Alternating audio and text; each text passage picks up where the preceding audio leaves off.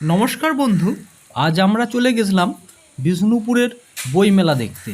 তো চলুন দেখে নেওয়া যাক বইমেলা। প্রথমেই এই সেই গেট, বিষ্ণুপুর বইমেলা 2024 14তম বর্ষ। প্রথমেই একটি স্টলে চলে যায়, সেখানে চিত্র প্রদর্শন করা আছে। তো প্রথমেই এগুলি দেখি, দেখার পরে কিছু বইয়ের দোকানে, বইয়ের স্টলে চলে যায়। এই সুন্দর সুন্দর চিত্রগুলি একটি স্টলে ঝুলিয়ে রেখেছে, খুব সুন্দর লাগছিল।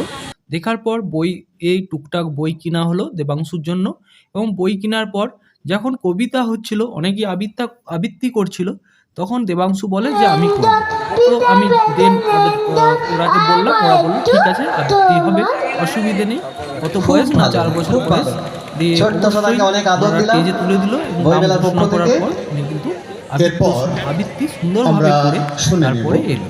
আবৃত্তি করার পর তারপরে আবার চলে গেছিলাম ঘোরাঘুরি করার পর, কিছু বইয়ের দোকানে ঘোরাঘুরি করে কিছু বই টই কিনে তারপর দেন আবার বাড়ি ফিরে এলাম। তো এই সেই বিষ্ণুপুর 2024-এর বইমেলা, আপনারাও দেখতে আসতে পারেন।